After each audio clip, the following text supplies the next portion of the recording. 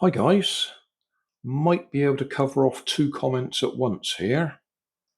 Tellboy had been commenting on one of my videos where I've been using magnesium strip and copper to generate electricity with various different types of electrolyte, that's salty water there, to run these little digital clocks and an analog clock as well.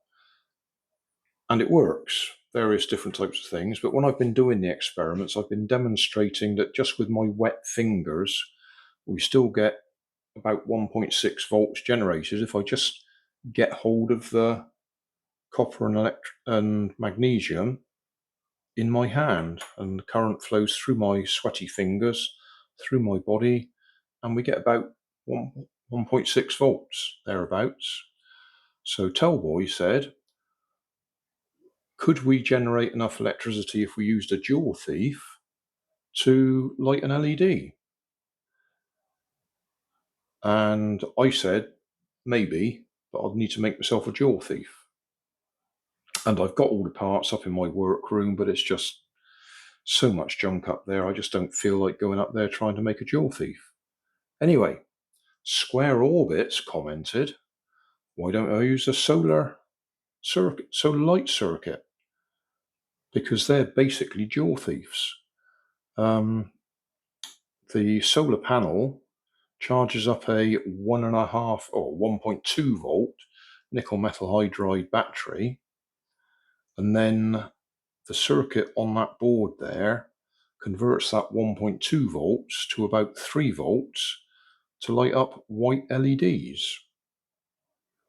So why don't I use one of those circuit boards rather than go into the effort of making up a jewel thief? And I thought, well, yeah, that seems logical enough. This is one that's been laying on the table for quite a while. Solar panel there. The battery leads are hanging loose there. But we don't need the battery, we don't need the solar panel. What we need is the circuit board, and we need the negative, which is the magnesium strip, and the positive, which is that pink wire, go into the copper. And if I wet my fingers, can we light those LEDs? I'll put the light off in a minute, but first of all, I'll just demonstrate the answer is no, we're not getting enough current flow. That's some that I've spilt, and sometimes we get enough. No, we're not getting enough there. But if I stick that in the salty water, that up so we can see it, you might see we're lighting up two of those LEDs. I think the third one's actually faulty. I'll just turn the lights off. There's still a bit of light in here from the conservatory light, so you can actually see what I'm doing. So I'll hold that up, dip the magnesium into the salty water. Oh, we've actually got all three lighting up now. Just about. Oh no, that's my finger on the back.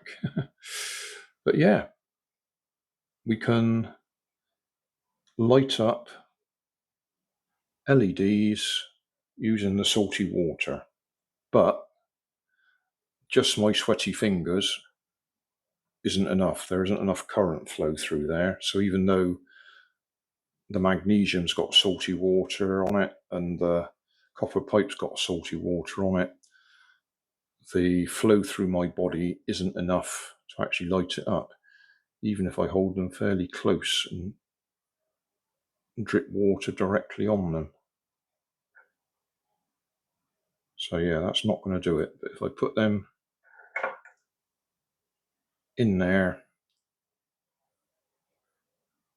you'll see we have got enough to light the LEDs. So I think one of them's, yeah, it must be loose in its termination. So we've got actually 3 LEDs lighting up there from a saltwater battery.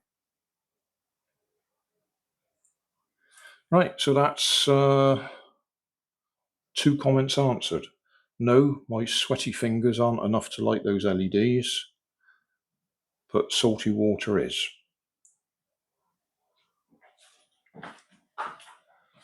Light coming back on. And there you go. So just in case you couldn't see in the dark there, hold them up, dip that in there, and they are definitely lighting up.